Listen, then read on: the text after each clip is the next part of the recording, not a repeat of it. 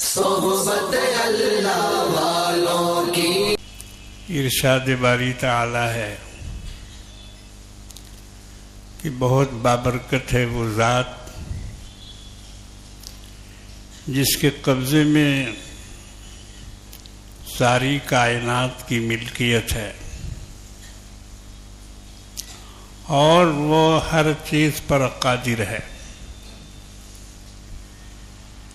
वो जिसने जिंदगी और मौत को पैदा किया ताकि तुम्हें आजमाए कि तुम में से कौन कौन बेहतर अमल करता है,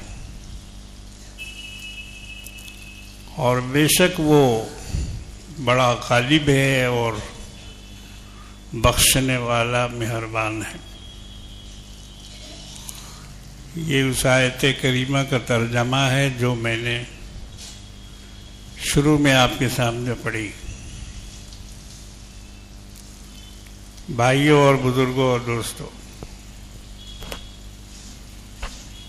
इस आयत करीमा के पढ़ने का खुलासा और मतलब ये है कि हमारी ये जिंदगी अपनी नहीं है, बल्कि किसी बहुत बड़े बुजुर्ग व बरतर हस्ती की देन है जो इस तमाम कायनात का चलाने वाला है।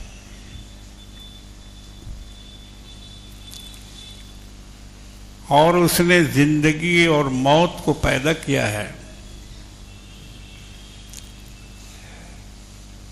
ताकि वो तुम्हें इसके जरिए से आजमाए कि तुम में से कौन कौन बेहतर अमल करने वाला है। एक तो यह है कि अमल की कसरत, ज्यादा अमल करने वाला। अल्लाह ने ज्यादा नहीं फरमाया, बेहतर का लफ्ज इस्तेमाल किया।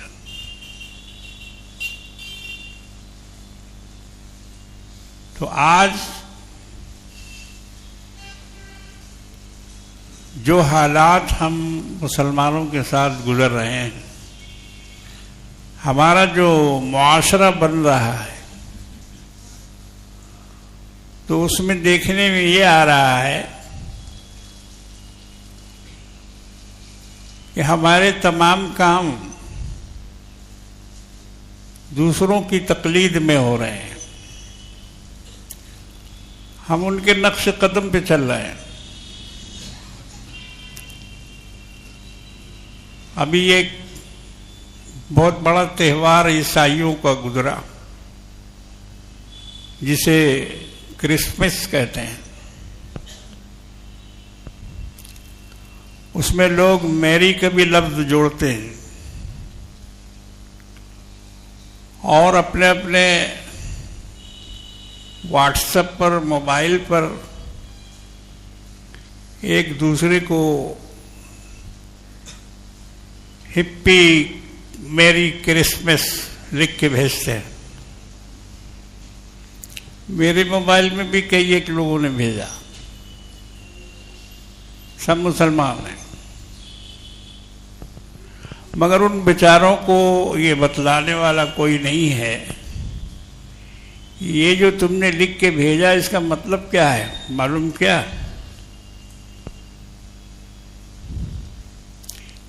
इसका मतलब यह है कि खुदा के घर में बेटे की पैदाइश मुबारक हो। 25 तारीख को मरियम के पेट से अल्लाह का नऊज़ुबिल्लाह बेटा पैदा हुआ। ये उसकी मुबारकबादी है, ये उसका क्रिसमस है। लोग जानते नहीं हैं इसको। शिर्क है ये। खुदा के लिए बेटा, बेटी, बीवी मानना, अल्लाह ने इसकी तरदीद की है कुरान में कि न उसका बेटा है, न बेटी है, न बीवी है, न कोई औलाद है, कुछ भी नहीं है। हम लोग कुल हुवल्लाह भी क्या पढ़ते हैं? पढ़ते तो हैं नमाज में, हर रकात में जल्दी से कुल हुवल्लाह लगा देते, सुन्नत में, फर्ज में और भी, मगर उसका मतलब नहीं समझते कि यह है क्या, इसमें क्या कहा जा रहा है। कुल हुवल्लाहु अहद, आप ऐलान फरमा दीजिए कि वो अल्लाह एक है, उसकी कोई मिसाल नहीं, उसके जैसा कोई मौजूद नहीं, उसका कोई सैंपल नहीं, उसकी कोई मूर्ति नहीं, कोई पिक्चर नहीं, वो अकेला है। कुल हुवल्लाहु अहद। एक मुसलमान इस पर ईमान रखता है, इसीलिए तो बुतों की पूजा शिर्क है। बुतों की पूजा शिर्क इसीलिए करार दिया गया है, मुशरिक है वो जो अल्लाह के सिवा किसी और के सामने सर झुकाए। अब शैतान ने उसकी बहुत सी तरकीबें ईजाद कर ली हैं।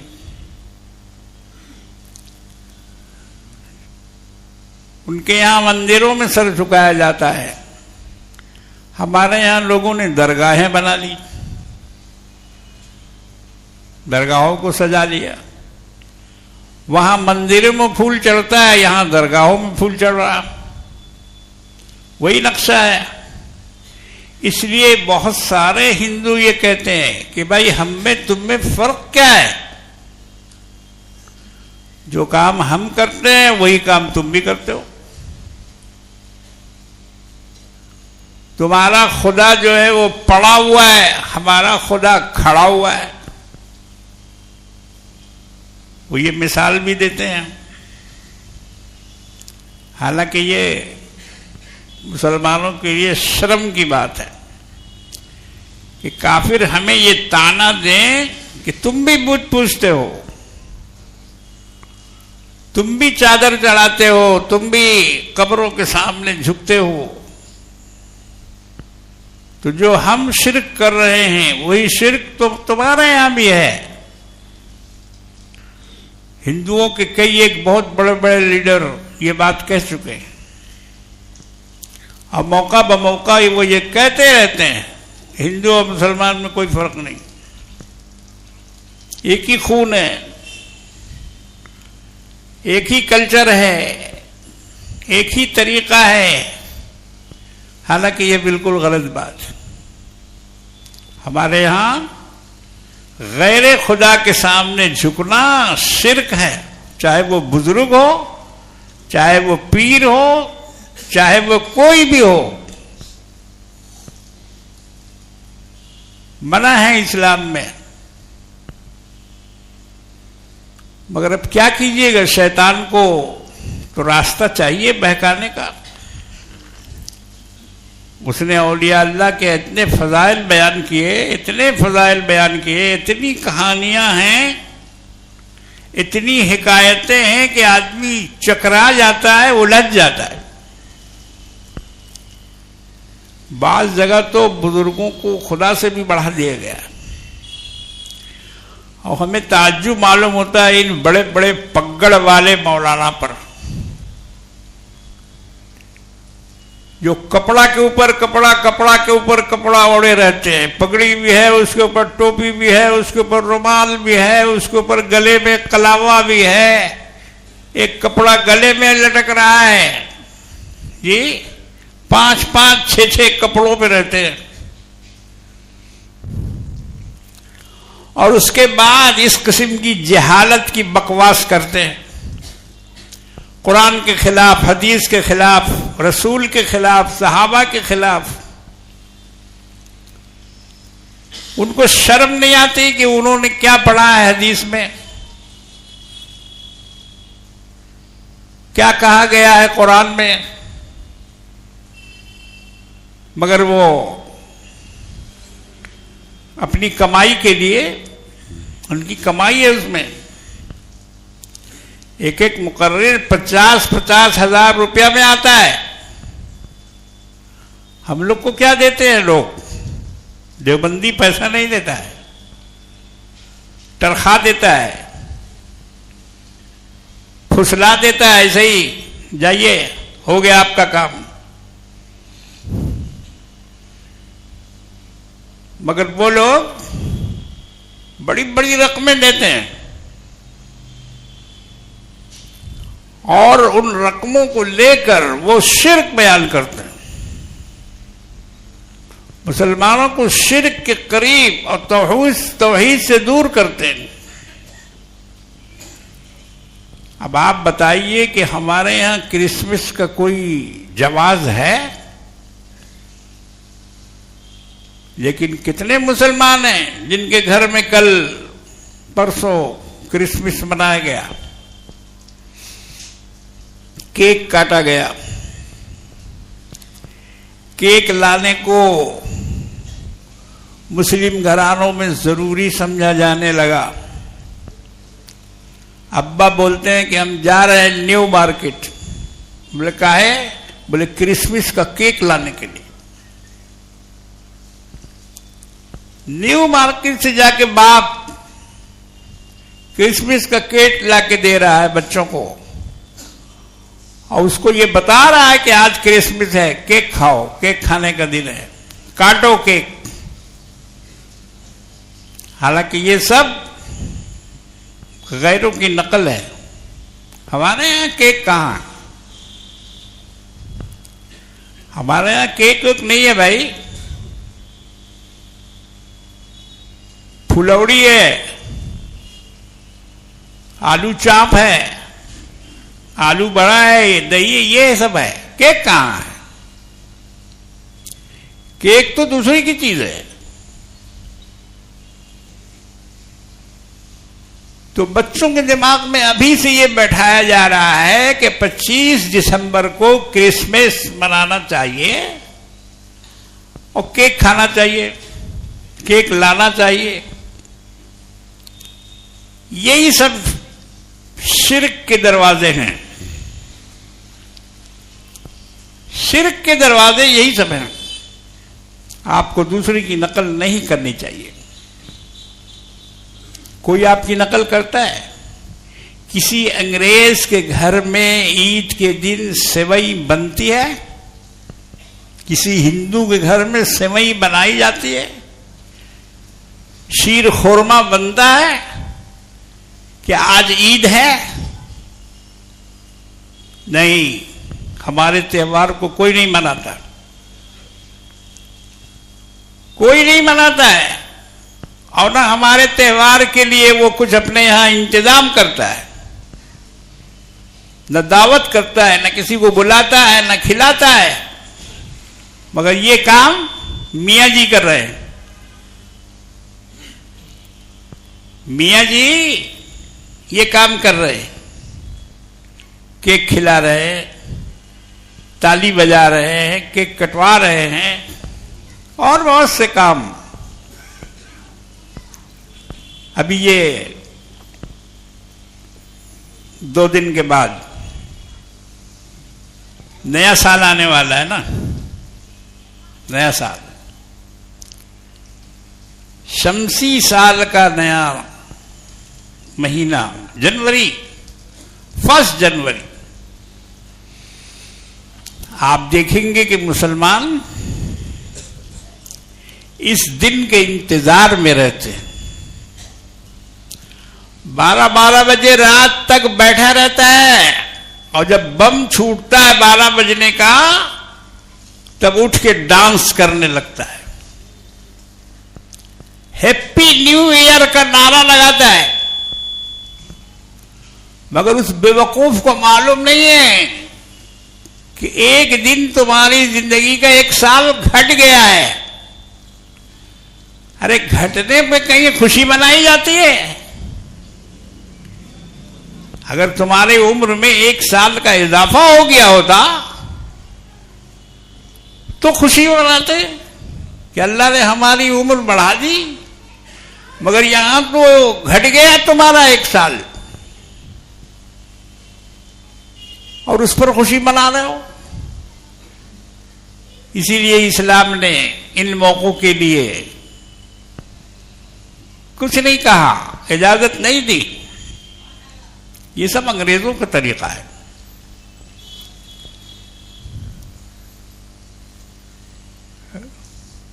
इंग्लैंड के रॉयल नेवी में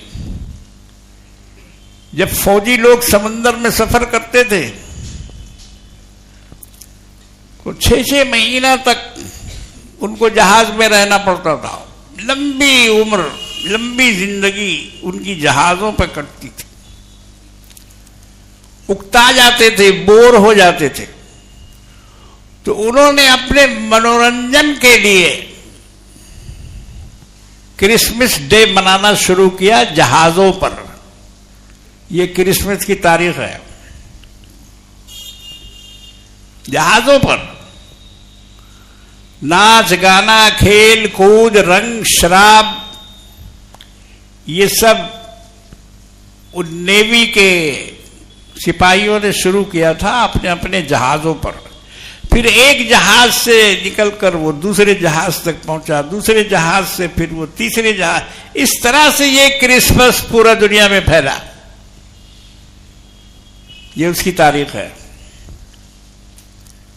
सन 1600 ईस्वी में क्रिसमस का काम शुरू किया गया। ये त्योहार मनाया जाने लगा। वही हाल 1 जनवरी का भी है। उन लोगों ने कई एक त्योहार शुरू किए जहाजों पर। 1 जनवरी भी सबसे पहले जहाज ही पर नेवी वालों ने शुरू किया था। बैठे बेकार जिंदगी थी, कुछ ना कुछ तो चाहिए, तो उन्होंने ये सारे प्रोग्राम वहां शुरू किए। और उसके बाद उनसे होते होते ये शहरों में आया। शहरों में अंग्रेजों ने इसको खूब हाथों हाथ लिया। आज मुसलमान भी उछल रहा है 12 बजे रात को। हमारे लड़के सब बैठे रहते हैं, घड़ी देखते रहते हैं, कितना बजा, अभी 10 मिनट बाकी है, अभी 5 मिनट बाकी है। और उसके बाद फिर शोर मचाते हैं। ये कहां से लाए आप? ये आपका तरीका नहीं है। ये बेवकूफी की बात है। आपकी उम्र में से 1 बरस घट गया है।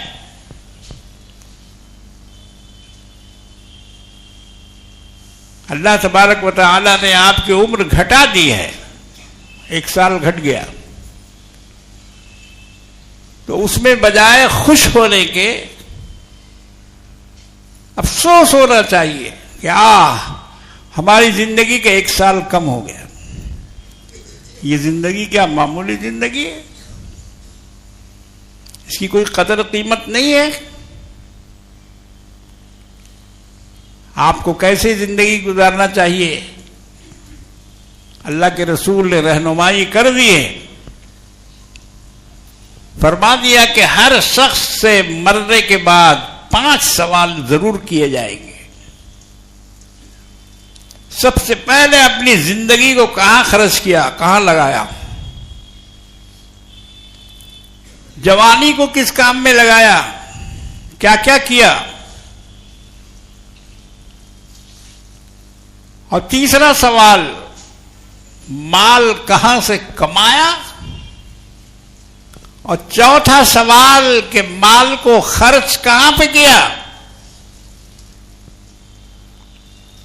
5वां सवाल, अपने जिस्म को किन चीजों के लिए इस्तेमाल किया। ये 5 सवाल होंगे। अल्लाह के रसूल ने फरमाया कि जब तक बंदा इन 5 सवालों का जवाब नहीं दे देगा उस वक्त तक जन्नत में नहीं जाएगा। शर्त लगा दी। जन्नत में दाखिल होने के लिए इन 5 सवालों का जवाब देना होगा।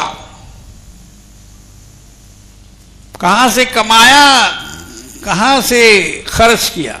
आज कोई सोच रहा है माल हमारे पास कहां से आ रहा है, कोई सोच रहा है।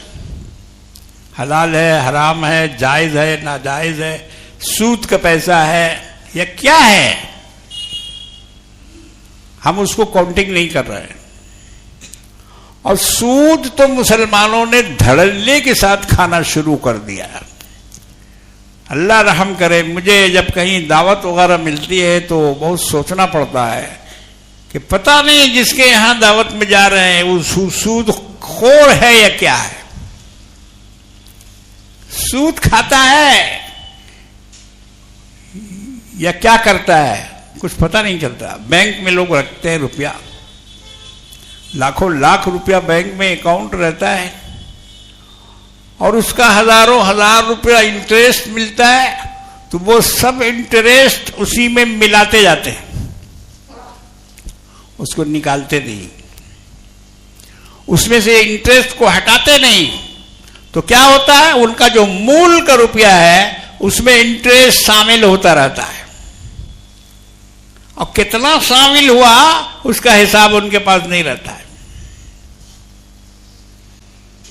ये एक बहुत बड़ी भयानक बात है कि मुसलमानों को आजकल हलाल हराम की तमीज मुसलमानों ने छोड़ दी, जबकि ये कौम हलाल के लिए पैदा हुई है। अल्लाह ताला फरमाते हैं, या अय्युहल्लज़ीना आमनू कुलू मिन तय्यिबाति मा रज़क़नाकुम वश्कुरू लिल्लाहि इन कुंतुम इय्याहु ताबुदून। ऐ ईमान वालो, तुम्हारे लिए हमने रिस्क हलाल मुकर्रर कर दिया है, उसी में से खाया करो, उसी में से अपनी जिंदगी गुजारो, उसी में से अपना रिस्क हासिल करो। तो दुनिया में क्या हलाल कम है जो आदमी हराम की तरफ जाएगा? कुत्ता बिल्ली खाएगा? हलाल जानवर कम है, हलाल ग़िज़ा कम है जो हराम की तरफ आप रग़बत कर रहे हैं। शराब है तो क्या है, तो क्या है? आपको मालूम करके हैरत होगी कि बड़े बड़े होटलों में जो जाके मुस्लिम अफीसरान ठहरते हैं उनके लिए सूअर का गोश्त भी पकाया जाता है, ये मैं जानता हूं। कलकत्ता के बहुत बड़े होटल, ग्रेट ईस्टर्न होटल में बहुत सारे मुस्लिम बावर्ची और वेटर पहले थे, अब सब रिटायर करते चले गए, आहिस्ता आहिस्ता सब रिटायर हो गए। उनकी जगह पर उनके लड़कों को या दूसरों को नहीं रखा गया, सब बंगाली आ गए। तो जिस जमाने में उन लोग रहते थे वहां, तो वहां मिलाद होता था ग्रेट ईस्टर्न होटल में। वो वर्कर, मुस्लिम वर्कर, वेटर, बावर्ची, कुक, ये लोग मिलादुल नबी की महफिल वहां किया करते थे। मुझको बुलाया जाता था वहां। तो मैंने एक दफा उनसे फरमाइश की कि भाई आप लोग ऐसे ही सूखा सूखी बुलाते, कुछ खिलाते पिलाते नहीं। उन्होंने कहा कि कारी साहब,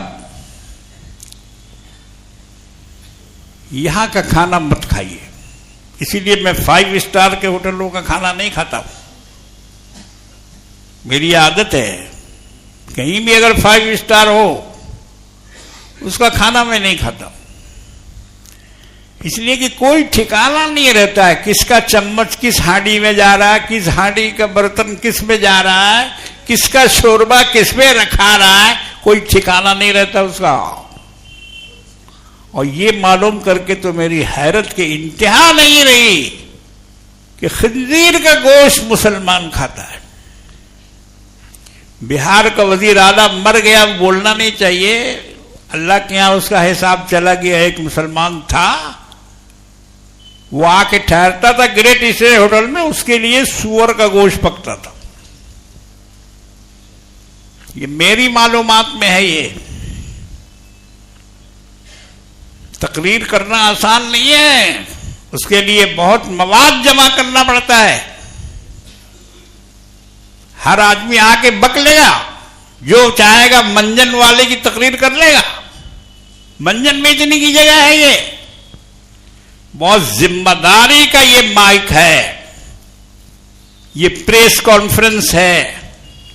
मगर आजकल हम देख रहे हैं कि दुग्गी टिग्गी सब प्रेस कॉन्फ्रेंस भी कर रहा है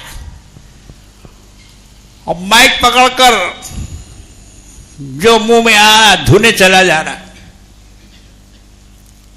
बोलने के लिए इल्म चाहिए, इल्म हासिल करो। पहले समाज की रग पर उंगली रखो, देखो ये समाज कहां जा रहा है, तब इस्लाह होगी, तब इस्लाह होगी, तब सुधार पैदा होगा। आज ये बातें इसलिए कह रहा हूं कि मुसलमानों का एक जम्मे गफीर बहुत बड़ी तादाद हैप्पी न्यू ईयर मनाएगी। इस्लाम में सालगिरह मनाने का कोई तस्वुर है ही नहीं। मगर आज कौन सा मुसलमान का ऐसा घर है कि जहां केक नहीं काटा जा रहा है। कभी पप्पू का बर्थडे है, कभी नन्नू का बर्थडे है, कभी किसी और का बर्थडे है। साल में कई एक बर्थडे आता रहता है हमारे घरों में। नतनी आके बोलती है, नाना आज मेरा बर्थडे है। देखो उसको याद है, उसको मालूम है कि बर्थडे में क्या होता है। ये किसका सबक दिया हुआ है? बाप दादा ने दिया ये सबक, अब्बा ने दिया ये सबक, नाना ने दिया ये सबक कि बर्थडे होना चाहिए, बर्थडे में केक आना चाहिए, बर्थडे में मोमबत्ती जलानी चाहिए और मोमबत्ती को फूंक के बजाना चाहिए और उसमें हैप्पी बर्थडे का गाना गाना चाहिए। सबको मिलके, पोपली बुढ़िया जो है वो भी ताली ठोक रही है, वो भी हैप्पी बर्थडे टू कर रही है। ये आज का हमारा मुआशरा हो गया। कैसे बना ये मुआशरा? जिस मजहब में बर्थडे का कोई तस्वुर नहीं, उसमें इस कदर दिलचस्पी मुसलमान बच्चे बच्चियों को हो गई। ये माँ बाप का कसूर है, माँ बाप का कसूर है। मेरी उम्र तकरीबन 77 वर्ष चल रही है। बहुत से लोग हमको 80, 85, 90 का समझते हैं, हालांकि ऐसा है नहीं। बीमारी की वजह से कमजोरी है, मगर उम्र हमने अपनी बता दिया 76, 77 से ज्यादा नहीं। तो हमने तो कभी अपना बर्थडे नहीं मनाया, ना हमारे पोतों ने कभी याद दिलाया कि दादा आज आपका बर्थडे है। इसको खत्म करो, ये अंग्रेजों की चीज है, अंग्रेजों की चीज है। गैर कौमों को चीज की, उसकी चीजों को अपने यहां दाखिल करना, यही तो शिर्क है, यही तो गुनाह है। इसको निकालो अपने घरों से। कोई बर्थडे नहीं, कोई केक मोमबत्ती कुछ नहीं।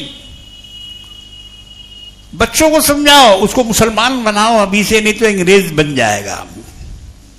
बेवकूफो, अगर अभी से नहीं उसको समझाया गया कि देखो बेटा ये हमारी चीज नहीं है, ये अंग्रेजों की चीज है,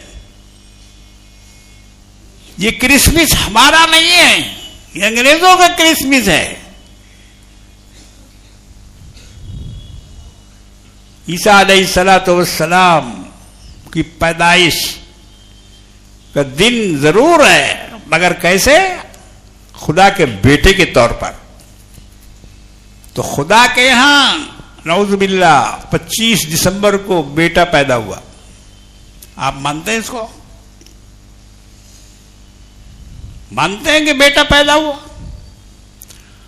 और लाखों करोड़ों अरबों खरबों बरसों के बाद बेटा पैदा हुआ भी तो एक, और रमजू मियां का 9 लड़का है। ई कदर आ कदर एक के ऊपर एक,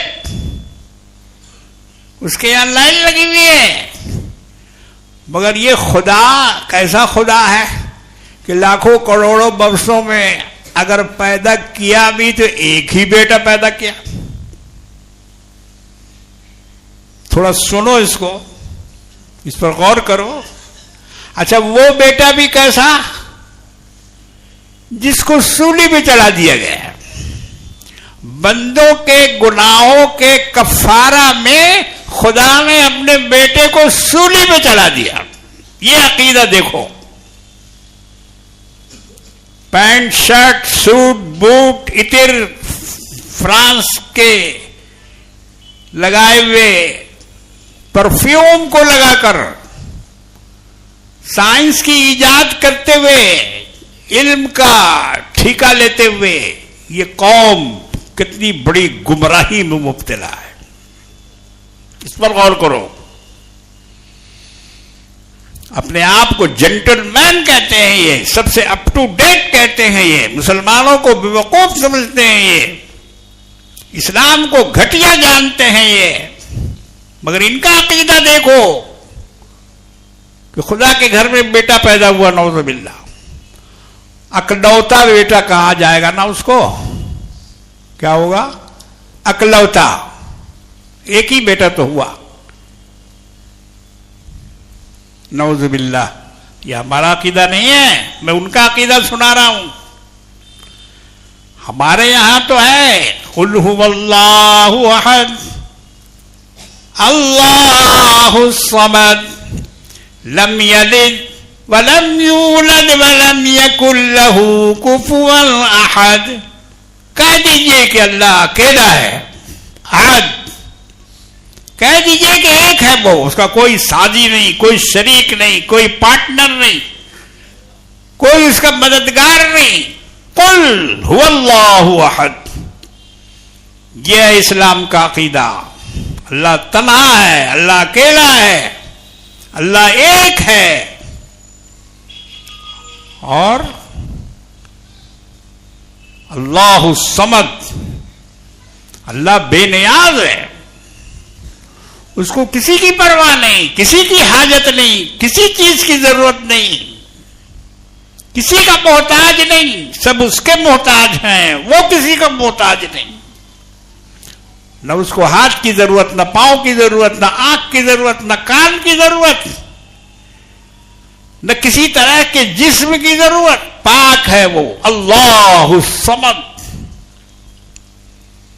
गनी है, लापरवाह है वो, किसी की परवाह नहीं है। और लम यलिद, न उसने किसी को जना, वलम यूलद, और न वो किसी से जना गया। मतलब यह है कि न उसका कोई बेटा है और न उसका कोई बाप है। वलम यकुल लहू कुफुवन अहद, और उसके बराबर उसका हमसर कोई नहीं। ये एक मुसलमान का अकीदा है। तो जिस मुसलमान का ये अकीदा हो, उसके घर में मोमबत्ती कैसे जलाई जा सकती है, केक कैसे काटा जा सकता है। अल्लाह रहम करे उन पगड़ वाले मौलवियों पर जो नऊज़ुबिल्लाह मिन ज़ालिक 12 रबीउल अव्वल को भी सरकार दो आलम सल्लल्लाहु अलैहि वसल्लम के नाम पर केक काट रहे हैं, और उसमें जोड़ रखा है हैप्पी बर्थडे या रसूलल्लाह। नऊज़ुबिल्लाह मिन ज़ालिक। क्या जवाब देंगे खुदा को, और क्या मुंह दिखाएंगे क़यामत के दिन जनाब मुहम्मद रसूलुल्लाह सल्लल्लाहु ताला अलैहि वसल्लम को। उन्होंने उसके साथ अल्लाह के रसूल को जोड़ दिया। उस मुशरिकान के रस्म को इस्लाम से जोड़ दिया। पगड़ी बांधे हुए है, दाढ़ी रखे हुए है, चोगा पहने हुए है, लेकिन है वो पक्का मरदूद। मरदूद है वो।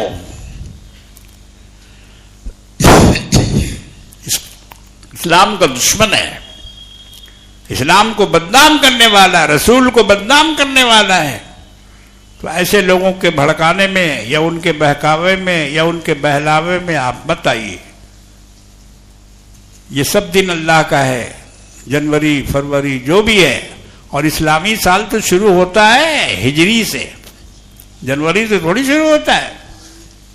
वक्त ज्यादा हो गया, वरना मैं बताता आपको कि शमसी और कमरी साल में क्या फर्क है,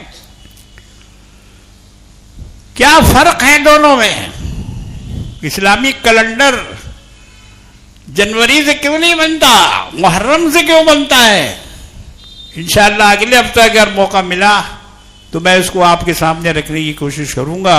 अल्लाह तबारक व तआला से दुआ करता हूँ, अल्लाह ताला हम लोगों को सिरात मुस्तकीम पे गामजन रखे और हर किस्म के गुमराह के रास्ते